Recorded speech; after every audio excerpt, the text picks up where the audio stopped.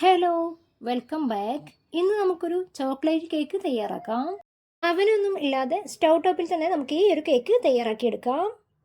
Video ഇഷ്ടമായാൽ channel subscribe ചെയ്യാനും like ചെയ്യാനും ഷെയർ ചെയ്യാനും ഒന്നും മറന്നു പോകരുത്. അപ്പോൾ നമുക്കിതിൻ്റെ പ്രിപ്പറേഷൻ എങ്ങനെയാണെന്ന് നോക്കാം. ആദ്യം ഡ്രൈ ഇൻഗ്രീഡിയൻസ് ഒരു അരിപ്പയിലിട്ട് 1-2 തവണ ഒന്ന് അരിച്ചെടുക്കണം. 3/4 കപ്പ് മൈദയും 2.5 ടേബിൾ സ്പൂൺ കൊക്കോ പൗഡറും ഒന്ന് ഇങ്ങനെ അരിച്ചെടുത്തിട്ടുണ്ട്. ഇനി ഇതിലേക്ക് 1.5 ടീസ്പൂൺ ബേക്കിംഗ് പൗഡറും കൂടി ചേർത്ത് ഇത് നന്നായിട്ടൊന്ന് മിക്സ് ചെയ്ത് മാറ്റി വെക്കണം. ഇനി വേറൊരു ബൗളിലേക്ക് റൂം ടെമ്പറേച്ചറിലുള്ള 2 മുട്ട പൊട്ടിച്ചൊഴിച്ചു കൊടുക്കണം. മുട്ട ചെറുതാണെങ്കിൽ 3 എടുക്കാം. ഇതൊരു 2 മിനിറ്റ് നന്നായിട്ടൊന്ന് ബീറ്റ് ചെയ്യണം.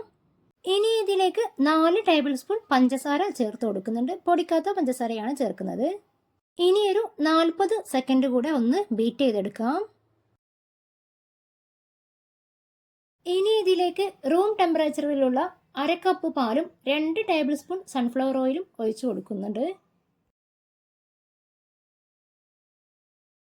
ഇനി ഒരു 5 സെക്കൻഡ് കൂടെ ഒന്ന് ബീറ്റ് ചെയ്തെടുക്കാം. ഇനി ഇതിലേക്ക് നേരത്തെ അരിച്ച് മാറ്റി വെച്ചിട്ടുള്ള മൈദയും കൊക്കോ പൗഡറും കൂടി 3-4 ബാച്ചുകളായിട്ട് ചേർത്ത് കൊടുക്കാം. എന്നിട്ട് മെല്ലെ ഫോൾഡിംഗ് രൂപത്തിലൊന്ന് മിക്സ് ചെയ്തെടുക്കണം.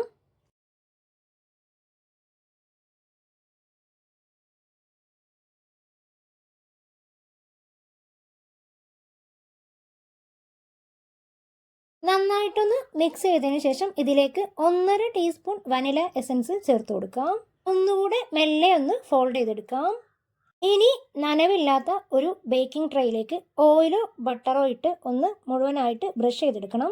പാനിൻ്റെ എല്ലാ വശവും നന്നായിട്ട് തന്നെ ഒന്ന് ബ്രഷ് ചെയ്തെടുക്കണം. ഇനി ഇതിലേക്ക് കേക്ക് ബാറ്റർ ഒഴിച്ചു കൊടുക്കാം. എയർ പോകാനായിട്ട് 2-3 തവണ മെല്ലെ ഒന്ന് തട്ടി കൊടുക്കാം.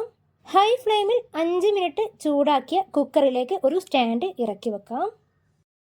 5 മിനിറ്റിന് ശേഷം മീഡിയം ഫ്ലെയിമിലിട്ട് കൈ പൊള്ളാതെ കേക്ക് ബാറ്റർ ഇറക്കി വെക്കണം. ഒരു സാധാരണ അടപ്പ് വെച്ച് ഇതിന്റെ മുകളിൽ ആവി പോകാതിരിക്കാനായി കുറച്ച് കനമുള്ള എന്തെങ്കിലും വെച്ച് കൊടുക്കാം. 3 മിനിറ്റിന് ശേഷം തീ ലോ ഫ്ലെയിമിലാക്കണം. ഇനി ഒരു 25-30 മിനിറ്റ് വരെ കുക്ക് ചെയ്തെടുക്കാം.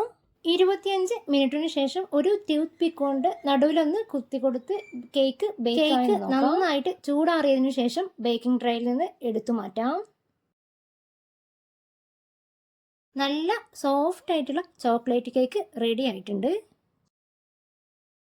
ഈ ഒരു കേക്ക് വേറെ ക്രീം കേക്കുകളുടെ ബേസ് ആയിട്ടും യൂസ് ചെയ്യാവുന്നതാണ്. അപ്പോൾ ഇത്രയേ ഉള്ളൂ. പുതിയൊരു വീഡിയോയുമായി വീണ്ടും വരുന്നത് വരേക്കും ബൈ.